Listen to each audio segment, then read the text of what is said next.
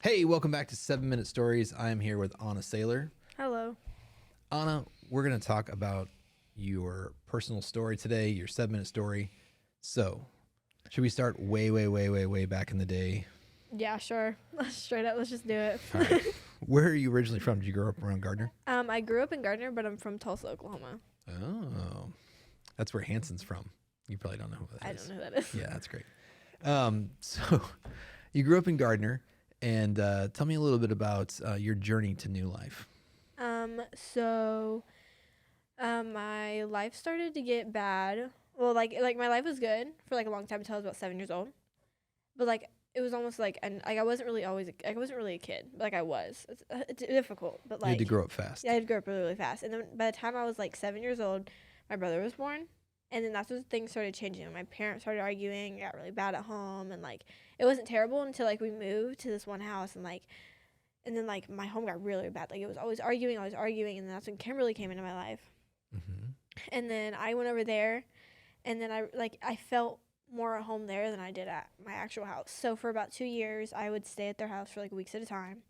And then like I would go home for like just a couple of days, but I hated it there. Like I would never want to be there. And so the first time I ever tried to commit suicide, I was 12, and um, I don't know why, but it was just my parents arguing was like really, really affecting me that day. And so I tried, and I remember sitting there, and I remember praying to God, like, give me, like, help me, like, I want, like, help me, like, kill me, like, I want to die, and he wouldn't. He made me go to sleep. Mm-hmm. And so when I woke up the next morning, I went back to Kimberly's, and I stayed there for about a month. I remember that was the longest I've stayed there, like, for that period of time.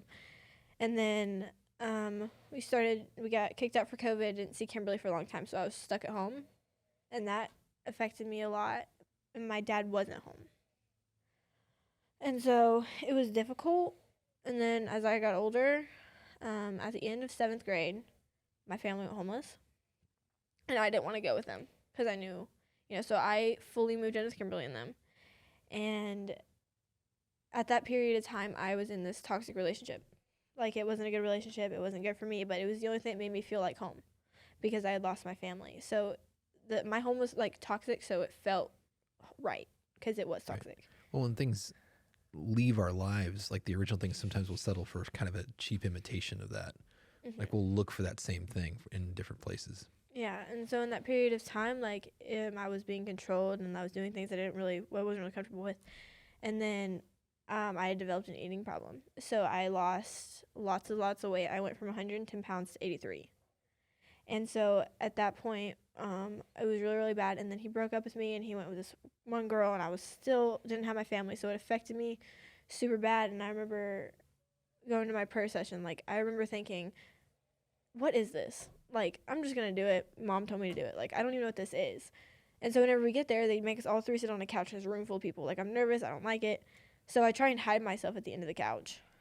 And so, because I'm always in the middle, and, like, I always am. And so, but I try to hide myself at the end of the couch, hoping that, like, I would go last. But they moved me to the middle.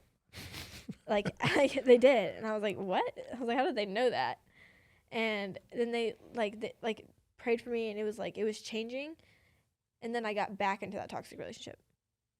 And I stayed in that. It was good at first, and then then my family started moving back to and things were getting good. My dad was back, he was being he's changed.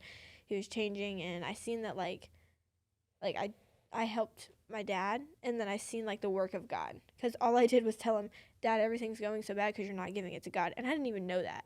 Mm-hmm. And so that was really cool, and then that's when I started to look more into it. And so I was in that relationship for about 4 more months, and I started to back away from it. I was like, I'm done. I'm not putting up with this. And then I broke up with him, and then that's when I started to get really, really close with God. I started to focus myself on God and only God, because that's what I wanted for my life. Mm-hmm. And then once I started doing that, I started to hear more from him. I started to grow as a person. I've gained lots and lots of weight. I am now 98 pounds, and I eat like I used to. And my family got a house again, and I'm living with them because everything's good. I still live with Kimberly, but I switch off. So tell me a little bit about some of the big pieces in that story.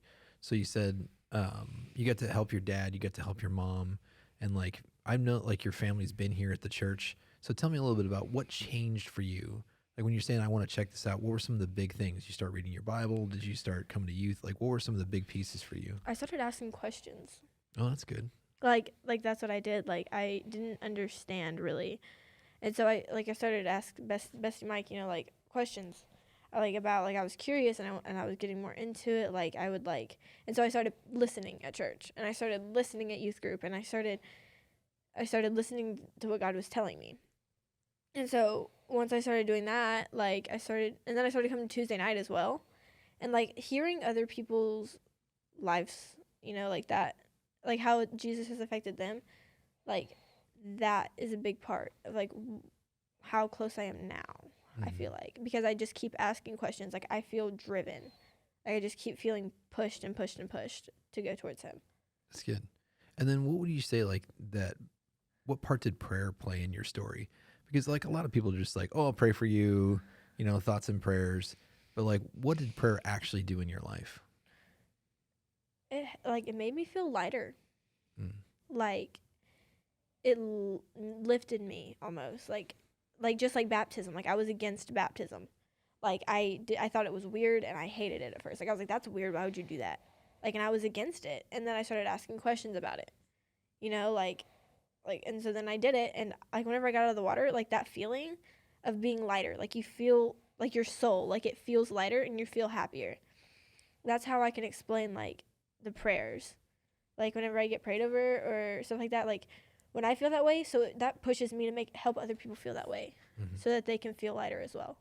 They feel that joy. They feel like they're just shedding off all that darkness. Yeah. Yeah, that's good. So if someone's thinking about that, if someone is thinking about asking questions or they're kind of in that same situation you're in, they're in a toxic relationship, what advice would you have for them? What advice? It's okay to say no. It's okay to stand up for yourself. It's okay to be I'm going to do this with my family. It's okay to put your foot down. Yeah. Don't be scared. And then, so they put down their foot to get out of that toxic relationship, and they're thinking about coming to church or thinking about coming to youth. What do you want to tell them about what should they actually look forward to in a relationship with Jesus Christ? It's not toxic. It's joyful. It actually brings a smile to your face and you don't cry yourself to sleep every night or question your worth, or you don't. You sit there and you actually feel joy for the first time. Or maybe it's not your first time. Maybe it's just been missing for a long time. Mm-hmm. But it, not only that, but it changes your life. It opens doors for bigger opportunities. And not only that, but you get to help other people as well. And that is a big part of of it. Making a difference for somebody else. Yeah. That's excellent. Like I said, I've been really proud of you. Just growing, and like I said, it's not just a self-serving faith, but serving other people. I see how my daughter looks up to you, so appreciate that. Thanks guys for joining us here on the 167.